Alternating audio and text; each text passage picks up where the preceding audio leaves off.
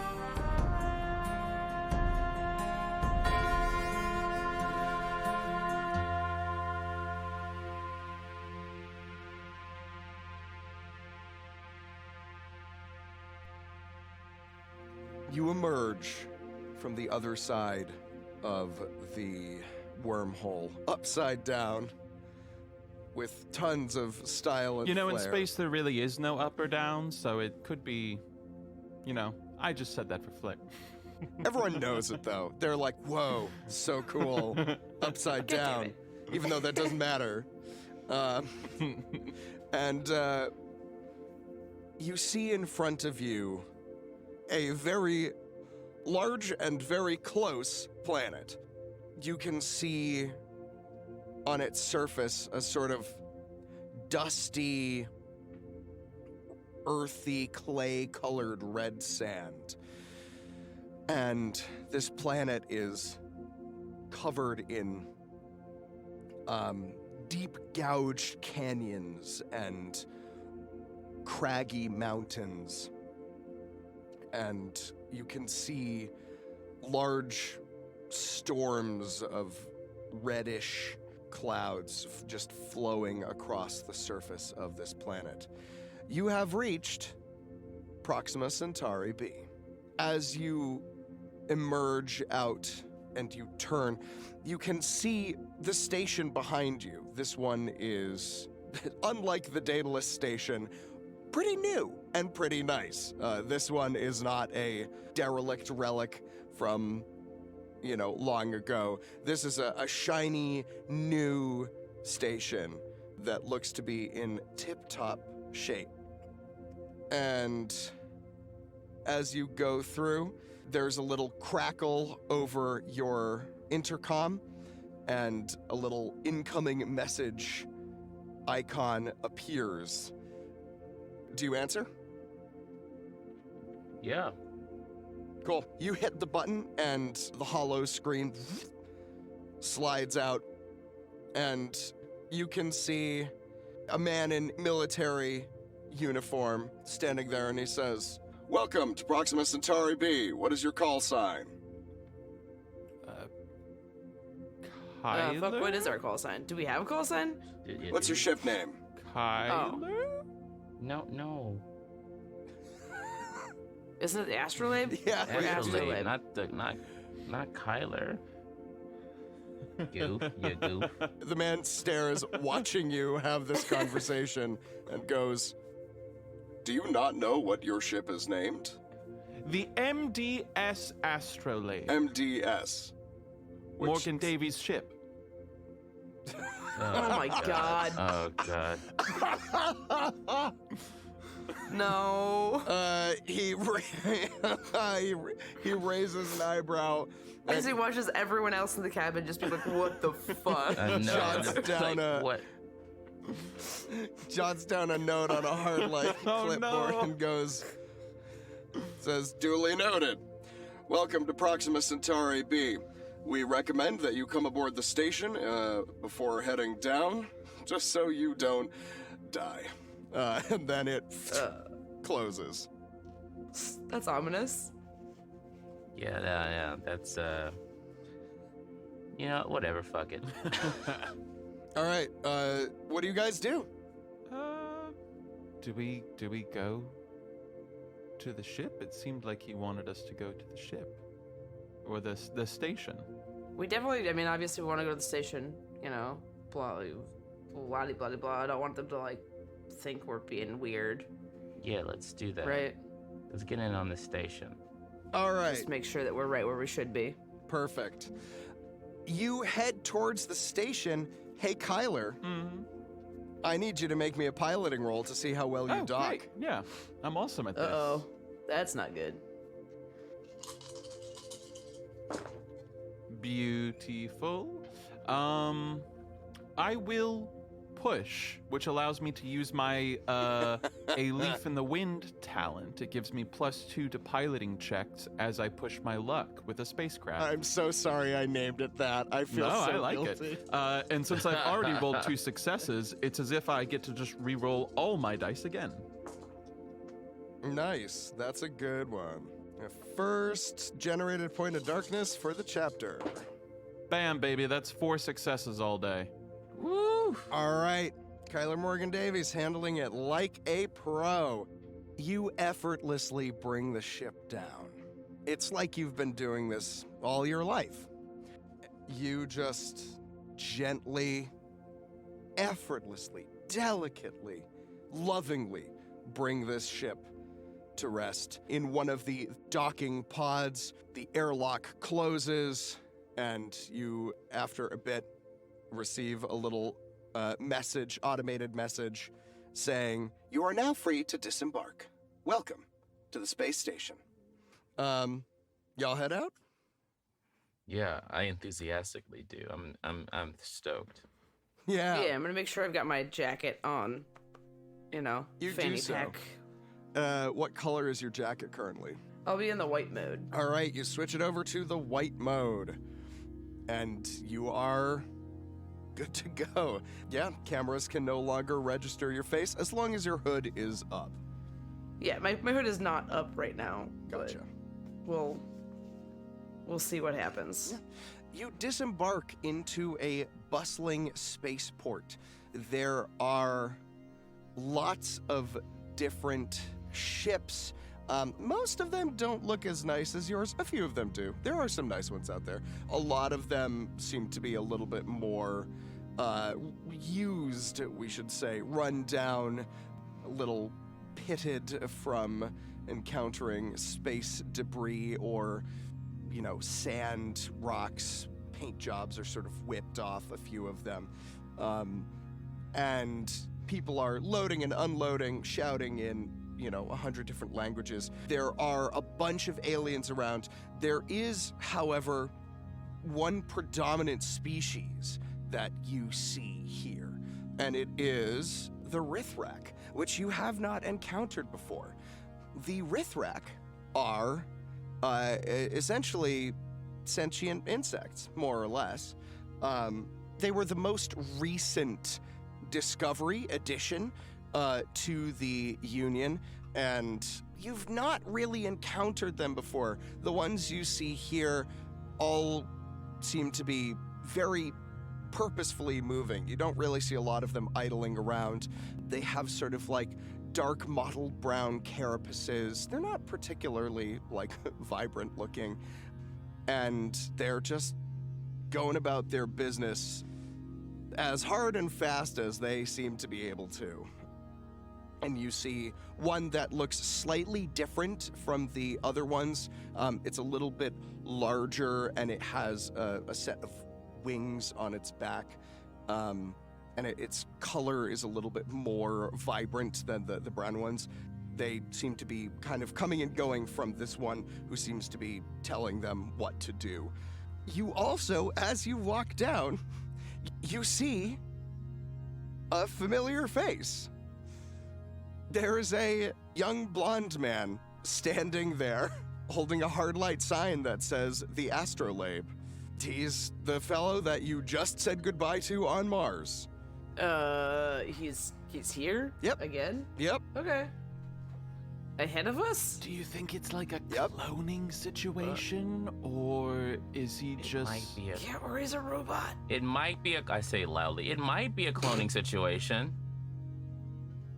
Do you say that Oh like my within God. earshot of him? No. Yeah, absolutely. do? God damn it. He turns to look at you and he nods and says, very astute of you. Yes, Oh. I am in fact one of a series of clones that were hired by the various Hamises to assist in their day-to-day affairs. Your client contacted my client and let him know that you would be on your way, and my client thought it best that I meet you here to help ease you into the situation in Proxima Centauri B. How? Awesome. So This wait, is great. you Yeah. are your own separate entity outside of the person we're working for? Like you and your whole shtick? Well, that's more of a question for my client. I wouldn't dream of understanding the full minutia of their relationship to one another.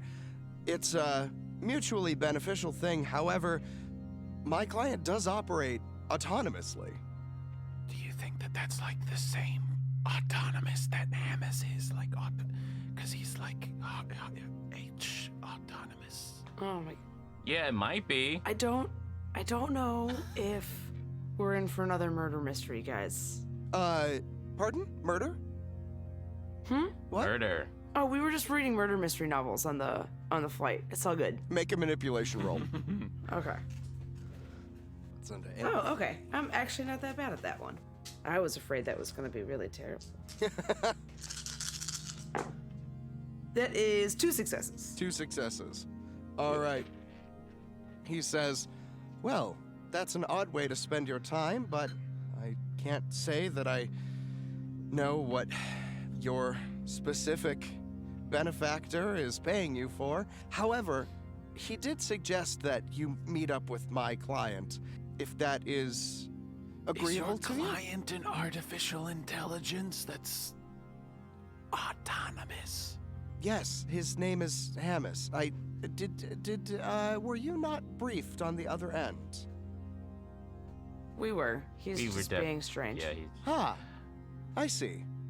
Great. it- Wonderful. Yes, my client is Hamas. But like Is it His, daytime technically, his full name is Hamas Beta. He is here? Oh, okay. the first extraterrestrial Hamas. Such a beta terrestrial. Am I right? Am I right? I don't understand what that means. Neither do I. But they said it a lot in the 21st century, you know. Did they? That's Yeah. great. You seem like you have a firm grasp on history. That's comforting. Yeah. Is it daytime, GM? It is currently daytime, yes, on the planet surface that's closest to you. So you can see both the suns. So Proxima Centauri B, just so y'all know, is a planet that orbits a single red dwarf star, which is a smaller, dimmer star than what we have at Earth. This planet seems to be roughly Earth-sized, maybe a little bit larger, but it also sits a little bit closer to the sun than Earth does.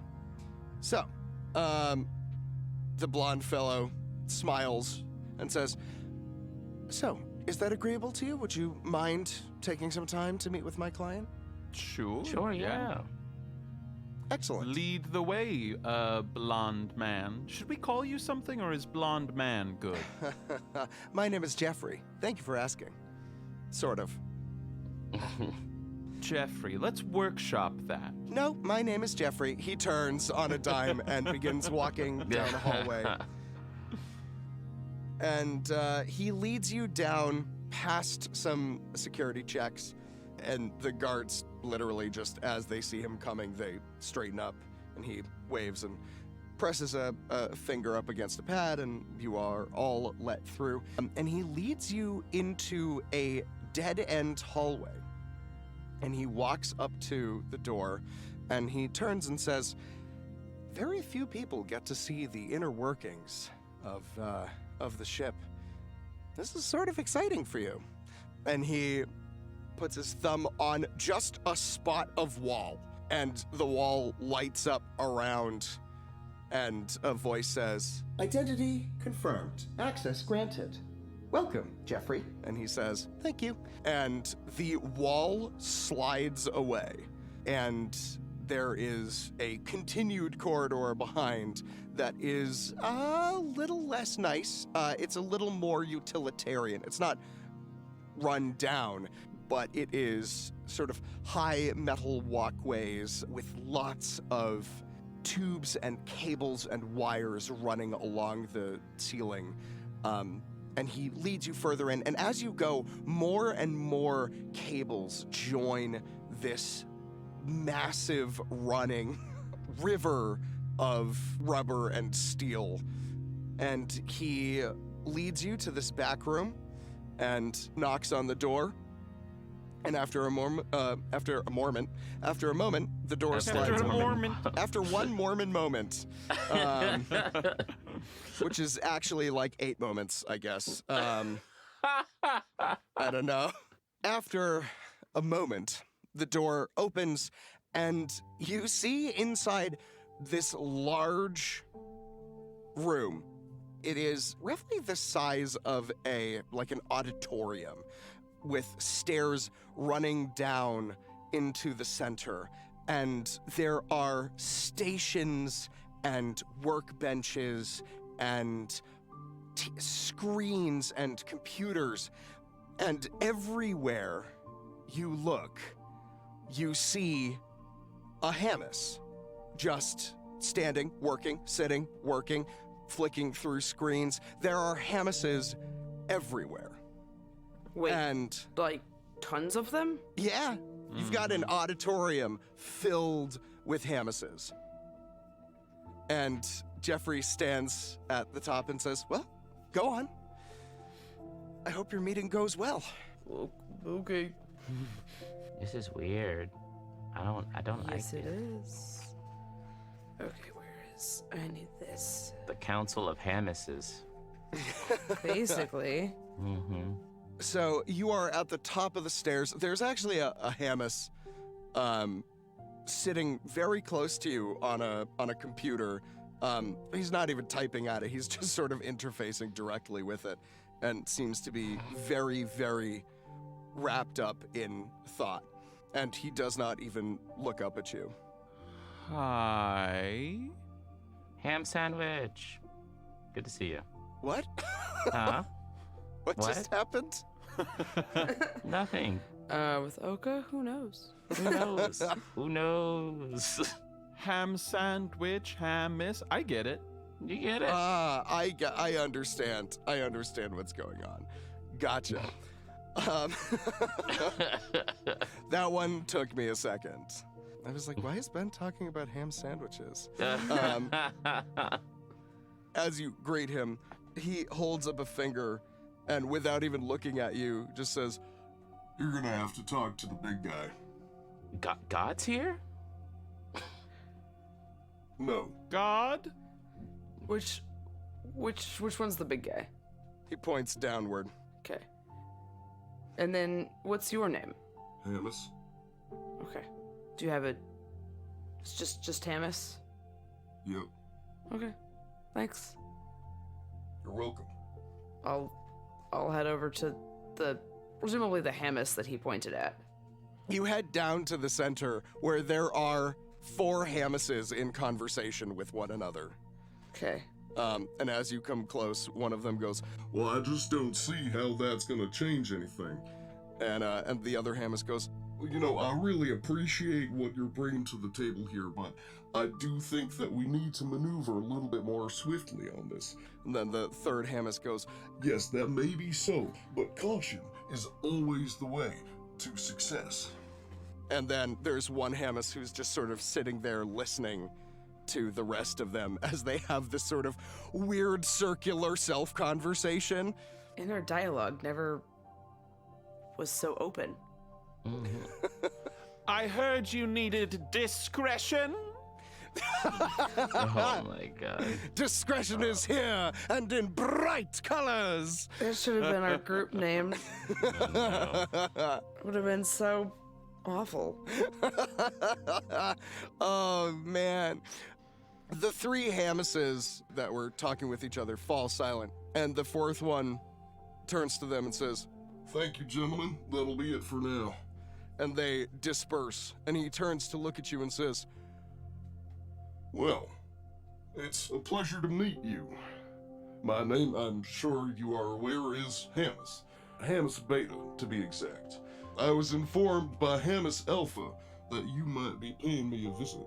It's a pleasure. Please, have a seat. Is there somewhere to sit? yeah, there's a table, there's chairs. Yeah, I'll sit. All right.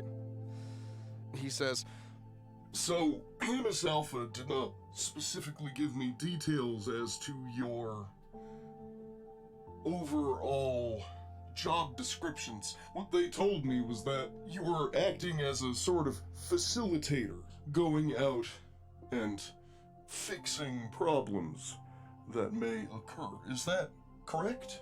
Correct. Excellent. I may have need of you.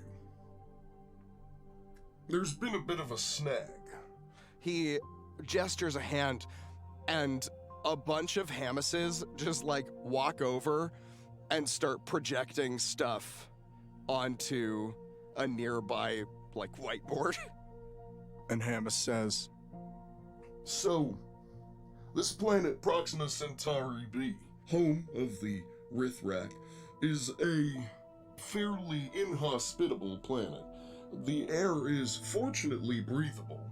However, there's not a lot of vegetable life on board the surface. It does, however, have significant importance to the Union and to our efforts in building the station as a mining planet.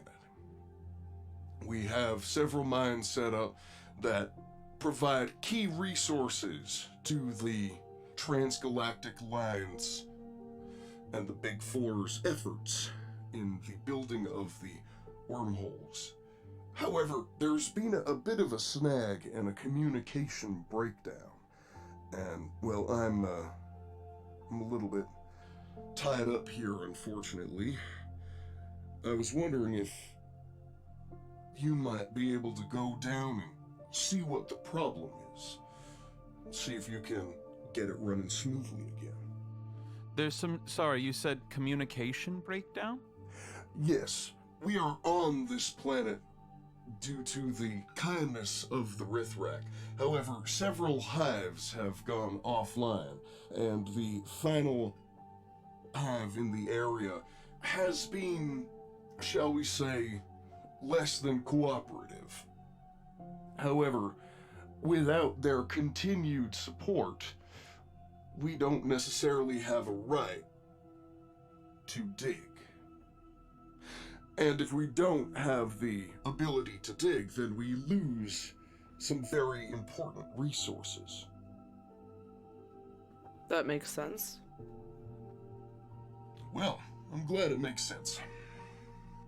I can give you the coordinates to the hive. There's also a small mining town that's cropped up where the miners live. If you wanted, you could go chat with them and see if you can learn anything before heading over. That sounds like a solid plan. Report back to me with your findings, and if you fix the problem, I'll make sure that you are adequately compensated. Is there anything else that you have that we might want to know before we head on down there? Anyone that we would talk to first? Like town officials? Well, the town down there is a temporary sort of thing. It is run by Crocker Industries. Oh. So, the main fellow there, the sort of chaperone of it all, is a fellow named Rex. You might want to seek him out.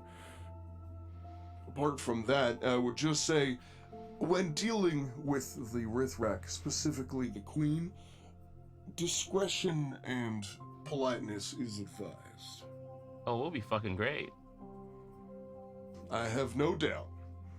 The leader of the hive in question is a little bit of a tough nut to crack, you might say. So just to recap, you want us to go down to the Rithrak mining site and get permission to continue digging? Yes. Okay. Figure out The why hive is mining offline. has been stopped. Ask them some questions. Give them some answers if necessary. Help them get everything smoothed out. It can be rather convincing. I think we'll get it. We'll figure it out. So just GM to make sure that I have my notes correct. Yes. There's a Rithrak hive that's offline, and there's mining that's stopped because of it. There are several Rithrak hives that have gone fully offline, and there's one that is still online, but not particularly cooperative or friendly. But mean. Sometimes notes are funny. Cool. Just making sure we got this all. We're gonna start the chapter off with really solid notes so I can eventually fall off and get bad at it again. Yeah, that's the Yeah. way, baby. Yeah, it's important, right? It's important to at least start with aspirations. You mean like looking at my who we've met profile here at the back from the beginning of chapter 2, where I have detailed notes on Nathan and Captain Tanner and nobody else. Nemesis turns to you and says, Any further questions? Are all of these Hamas separate from you, or are you guys all? I don't really know how to. They're all technically a part of me. But Okay. the way information is structured depends on, who's structuring it. And I find that it's just easier to have a bunch of me, Makes it a little bit easier to suss things out. I have different ones for different roles, different rules. We have one who always objects. We have one who always agrees. Just trying Okay. to parse the information, Makes sense. Well, I'm glad it makes sense. And does Hamas Prime know that you've been splitting yourself? And Yes, so? Alpha. Alpha, sure. The way I see it, it's no bother to them how I go about my business, as long as I go about my business. That was a pretty baller phrase. Fair enough. Yeah. I'm sure that there are no unintended side effects from this whatsoever. None that I've found. I mean, you know how you have thoughts in your head, conversations, all that? Sure, yeah. I just externalize it. Makes a lot of sense. Makes having those internal conversations a lot more concrete. Yeah. Certainly. And it means that I can focus on certain things, like having a conversation with you, while at the same time, I'm still doing what I need to be doing to keep everything up and running. It's efficient. On that note, since it appears that I have exhausted your questioning lines, I will bid you good day and good luck, and I look forward to hearing from you.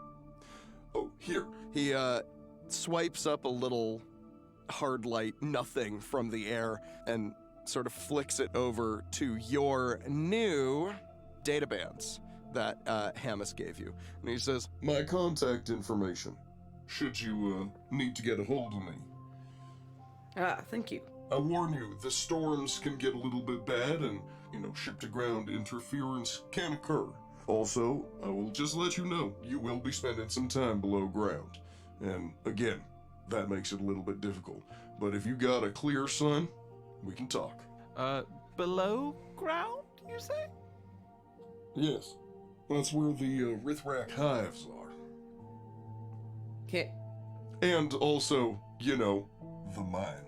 Yeah, but we're not, like, going into the mine, right? We're just making sure that it all runs and gets back going. Like, we don't need to be in there. Kyler, are you scared of underground? I am scared of what's going to happen to my complexion. Of course. Oh my Of God. course. Of course, that's what it is. Naturally. Gotta keep the complexion looking nice, I suppose, right? Well, how you conduct your business is ultimately none of my concern as long as the business gets done. Long as business get done. Right, ham sandwich? Right. I'm sure you will find above ground significantly better for your complexion.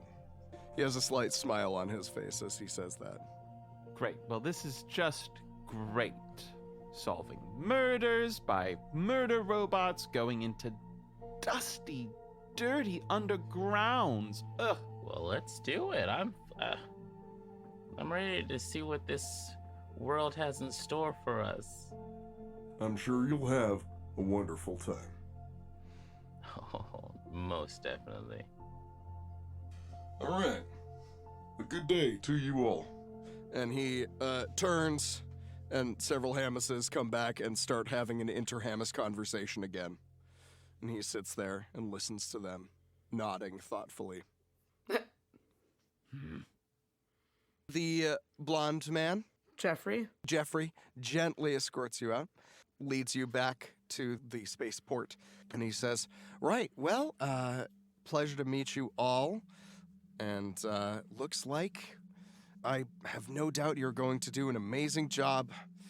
Whatever it is that you're going to do, I'm sure you're going to do it great. So, is there anything else I can maybe do for you before you head down there?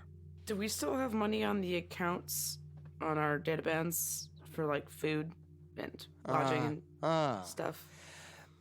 So, here's the problem. Oh, no, we Oh, don't. good. There is a sort of range limit on most of those things. I would assume that your ship was set up with all the food you might need for a solid journey, and we'll happily handle restocking as a part of it. But I'm not sure that your client's credit, well, it just might take a while for the information to get here. It being 4.25 light years away from Earth. Sorry, Jeffrey, are you trying to tell me that we're poor again?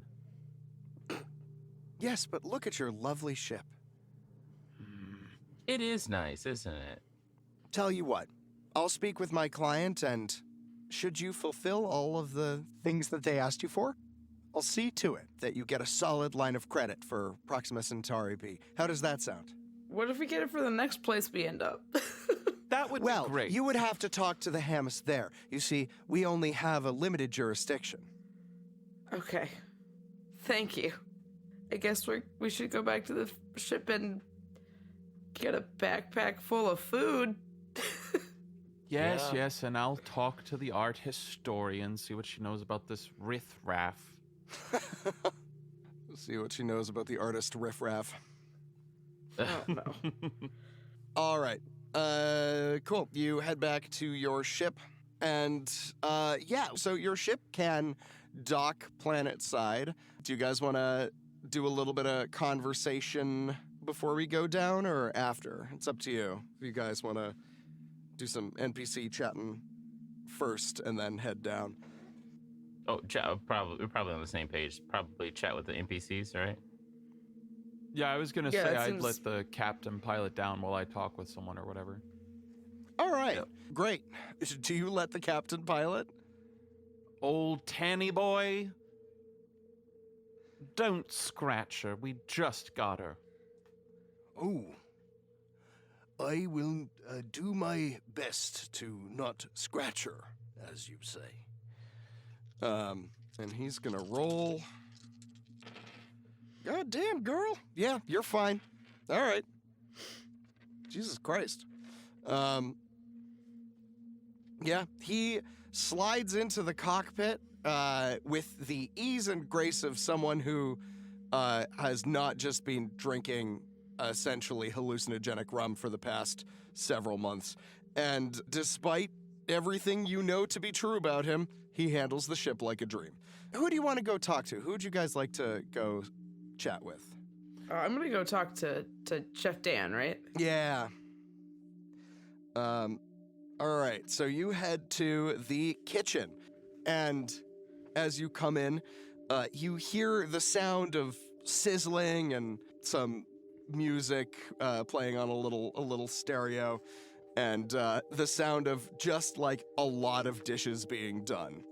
And you come around the corner and you see Dan cooking up some food on a brand new range, and Nikiri in the dish pit washing literally everything that this kitchen has in it. Like every single thing is getting washed. And Dan looks up and says, "Oh, hey, how's everything going?"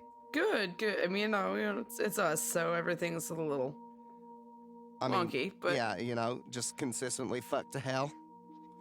yeah, that's one way to put it. Yeah. Well, that's fair. This new kitchen is actually pretty good, I'm not gonna lie. I mean, we gotta get all the plastic wrap off everything. It's brand new, but, it's looking good. I think it's gonna be a wonderful time. Yeah, you'll get it in shape in no time, I'm sure. No Ship-shape, as killer they robots this time, right? Thank fucking God. That piece of shit can rot in hell forever. Yeah, it's always something. No, we're gonna do it the old-fashioned way.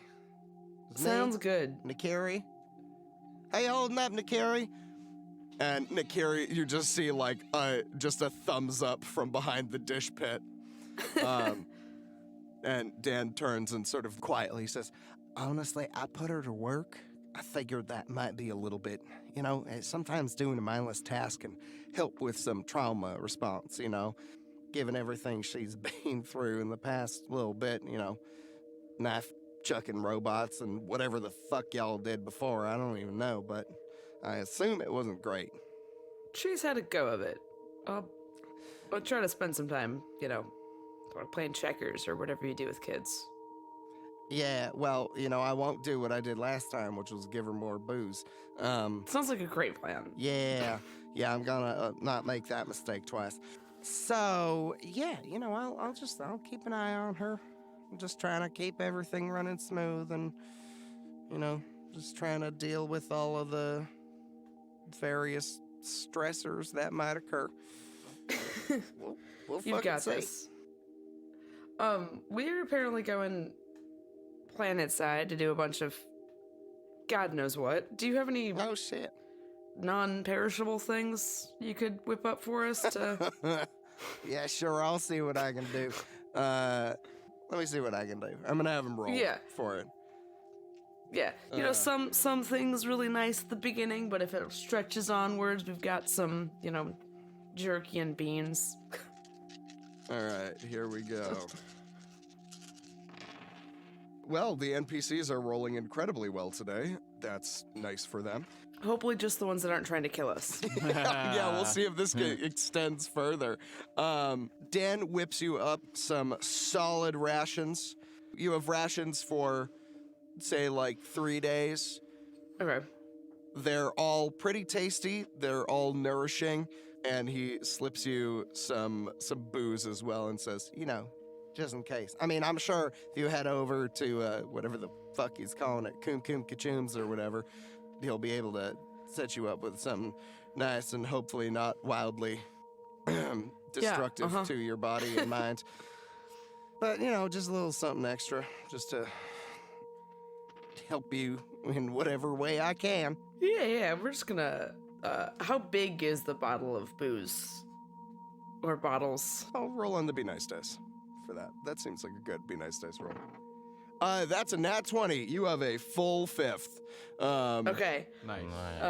Nice. Yeah, we're gonna find like a nice, like that duffel bag backpack that I have, and that's just gonna go in there. Excellent. and then we'll have the food in a different bag. Sounds good. Sounds good. All right, you have No like one needs to know that Hazel has a bottle of booze. You have like, it's like a bottle of like fucking cognac. Yeah. All mine. Yeah. So you get the food set up. Kyler, you wanted to go talk to Maxie von Hassler? I go to Maxie. Excellent.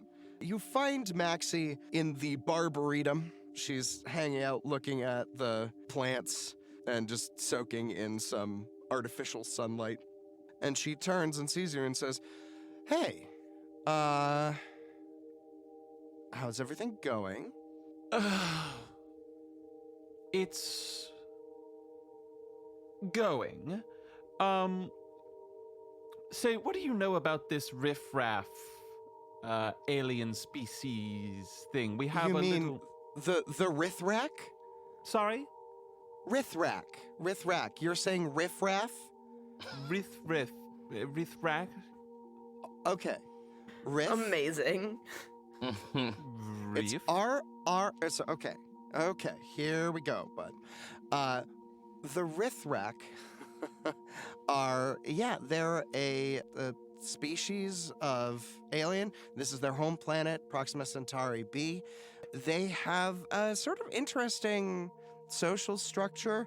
Basically, they're divided into hives, and within those hives, there are sort of three main castes set up. You have at the head of the hive the queen. The queen is essentially the one that functions as what we would consider to be a person, I guess, within the hive. They're the one that interfaces with the outside world. They make all the decisions. Below that, there are the broodmasters, and they are responsible for A, making more drones, and B, also they sort of handle individual tasks. The lifespan of the Rithrak is actually kind of short compared to ours.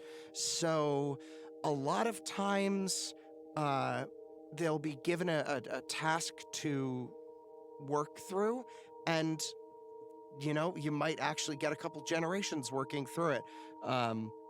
Simple tasks for us, in the way that we, tend to think about them. Like, getting a message to someone that might wind up, being a couple generations long thing. And so they're below babies? that are We're going to drones. deal with babies? Well, I don't know what you're gonna deal with. They tend to mature pretty quickly. The drones live for a couple years. So I imagine you won't be directly interacting with babies. I certainly hope you don't. I don't really want to see that a lot. But, I don't know. You might interact with some little larvae. Well, why don't you come with us, since you know more about them than we do? I'm good. I didn't actually realize Oka was with Kyler. So Oka pops in. I did, yeah, I'm sorry. Word. All right. She says, "Oh, look, I know my strengths and I know my weaknesses, and I'll give you all the information you want, but I wouldn't be much help planet side, Like, I can't shoot a gun or really do much of anything. If you want me to write an academic paper, I'll certainly do that." But, if we get into trouble, you could put them to sleep. You could just talk for a little bit about what you majored in. It would be great. I think you'd be very helpful. A single tear rolls down her face. And then she smacks you. And she says, "I think I'm good. You can always give me a call if you want to get some extra information. But somehow I don't think my soporific effects will be needed. Don't you have, someone else you need to be insulting or something?" Maybe, but would it be as much fun? So glad I can be a source of amusement to you. No, truly, Maxie, darling. We appreciate it. I guess I have to go deal with babies now that I'm done dealing with this. That is really not the takeaway that I would hope you'd have. She yells after you as you walk off. Oka, as you are walking the hallways, you actually get a ping on your new databand from Nimble. And she says, by the way, these can do, just to firm up a ruling, these guys can text and call. Oh, cool. Cool. So, because there was... Oh, sweet. Your original ones couldn't. But we all thought they could send text messages, Yeah. so we were just like You were just saying voice things messaging out each loud. other all the time. Like a boomer talking into an Apple Watch. Sounds about right. Yeah. Yeah. So you get a little ping on your Nice. databand from Nimble that just says, got a minute? Yeah, I'll respond. Sure, and I'll head that way. Cool. You head into the new R&D. As you enter in, it's a fairly nice space. There's a lot of, crisp, clean, new research equipment and sort of like a very specialized makerspace. Dalian is off in the corner sorting and organizing things, and you see his arm harness removed and on the table, and he's been starting to rebuild the robotic arms, and he has one of them done, and the other three are in various states of repair. And as you walk in, Nimble, who's working on, soldering something, lifts up her protective goggles and turns and says, "Oh, hey, so, you know how I grafted that second arm onto your arm, right? So you've got the one arm and then the other? Yes. Yeah, so I was thinking about this. Have you ever thought about getting, like, a back piece? Because if you got a back piece that integrated into your arm, A, it would allow the musculature of your arm to sort of be a little more supported than it is, and B, it would mean if you wanted to get more of those secondary arms, it would be feasible, it would be possible. I was just looking at the way Dalian has his set up, and I was thinking, we could do that for you, if that's something you'd be interested in. Oh yeah, let's do it. All right. Hey, why don't you just take a little lie down for a second, and let me see what I can do. Sure. All right. She pops you up on a workbench table, and begins. She presses the spot on your arm that makes it go numb. She disconnects it and begins examining the inner piece and says, "Yeah, okay, yeah, I think, yeah, this will totally work. How's your pain tolerance?" It's pretty high. Cool. Let's see what happens. She essentially sticks a finger into the socket of which is it's a metal socket, but it's still got electrical nerve endings. She basically sticks her finger in. I do need you to make a force check. Okay.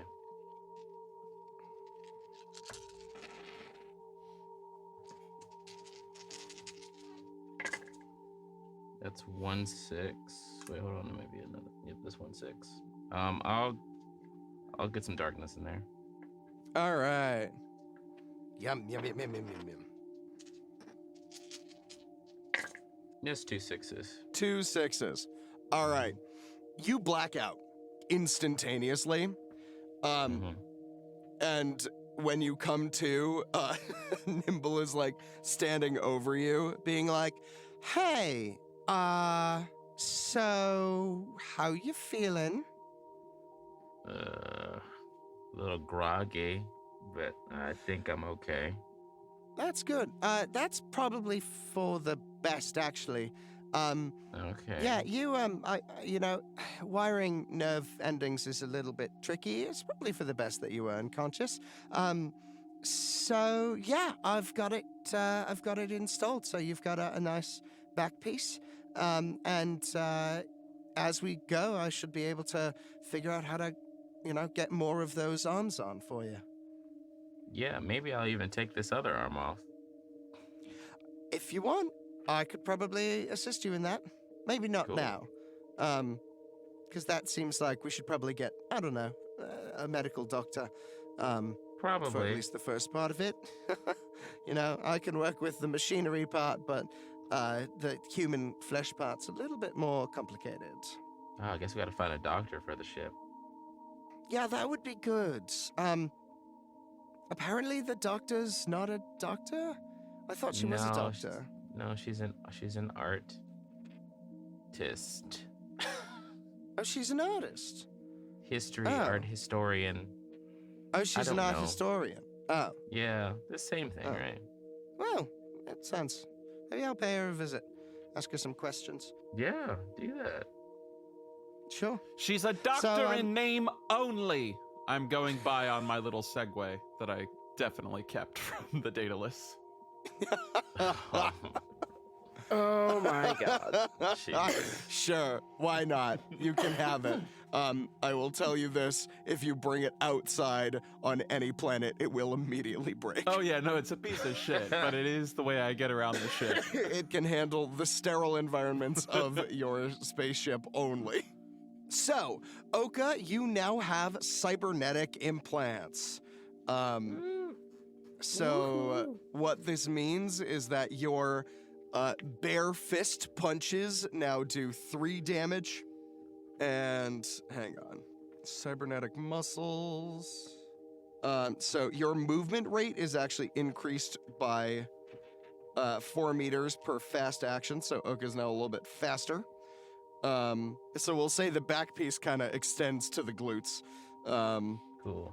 And you also have an increase in your unearned strike. So Oka is faster and more punchy. All right, and that's about 3 damage, you said? Yeah, so it does 3 damage with your Iron Fist talent that you already took. Cool. All right, so with all of that done, quick point of order, actually. In taking the ship down, where did you all want to go? Well, we weren't given a ton of directions. We knew about the Crocker installation that was kind of... So there's a town, there's a hive, and you have the coordinates to the hive and the town. So you could go to either, whichever you want to do first. The town? Yeah, I mean, I imagine we'd go to the town first, right? Right, that's what I'm saying. The Because we town were is- told we should probably go talk to Rex. Sure. Yeah, that works for me. All right. As you enter through the low rolling clouds into a planet with a deep red sky. The planet side is craggy and dusty and dry, really dry, and pitted with canyons and these tall spires that seem to rise up out of nowhere, kind of. And after a moment, you can feel a soft sort of thump as the ship lands gracefully on the ground. And the captain's voice is heard over the loudspeaker saying, "We have arrived." Thank you, Tanner.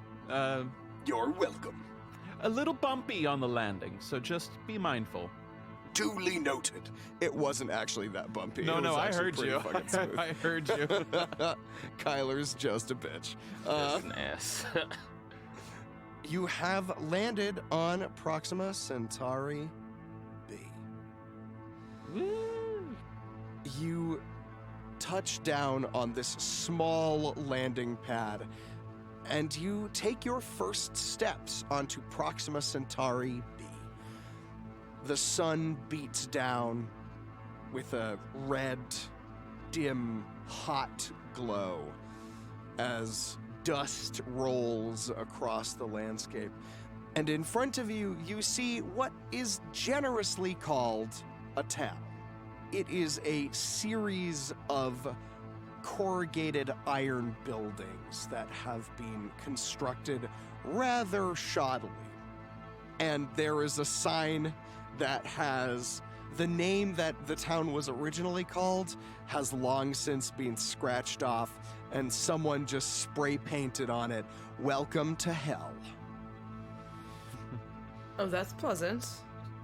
There is a main street that you run down.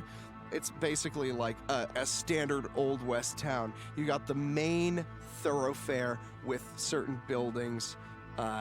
Terminates at a T intersection that looks to be some sort of more official house. And out, sprinkled away from it, there are small domiciles that are all just corrugated iron. It's not a particularly inviting place, so it would seem. As you walk through the sort of quote-unquote gateway into town, there's not a lot of people around. It seems almost fucking abandoned, like a ghost town.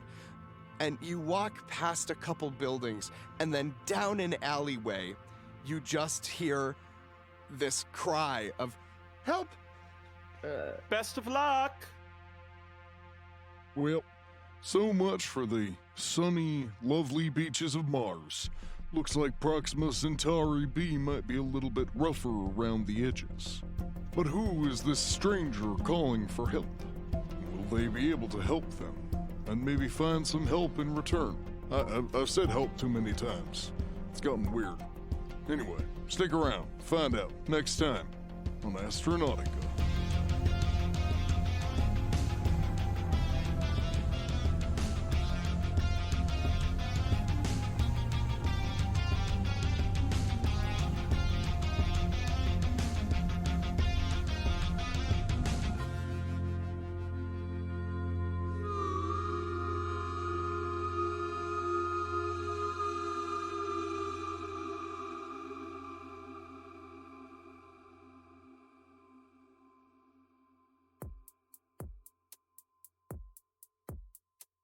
Hey everybody, Matt here, your GM in space.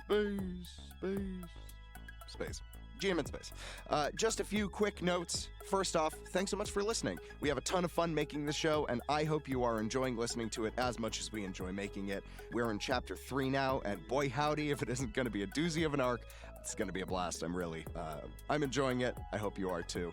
If you are enjoying the show and haven't already yet, why not give us a cheeky little like and subscribe? Leave us a comment on a streaming platform. Tweet or post about us. We're working by word of mouth, so every little bit helps. If you would like to support us more directly, check out our Patreon. We have a ton of fun stuff over there. There's uncut recording sessions, so you can hear us debating about rules and talking about all sorts of random stuff. There's music from the episodes, which I create myself. There's little logs from the characters' perspectives, and even some one-shot adventures that are really fun and goofy and great and amazing, and I get to play in them as opposed to GMing them, and it's a lot of fun. And you can find all that and more at our Patreon.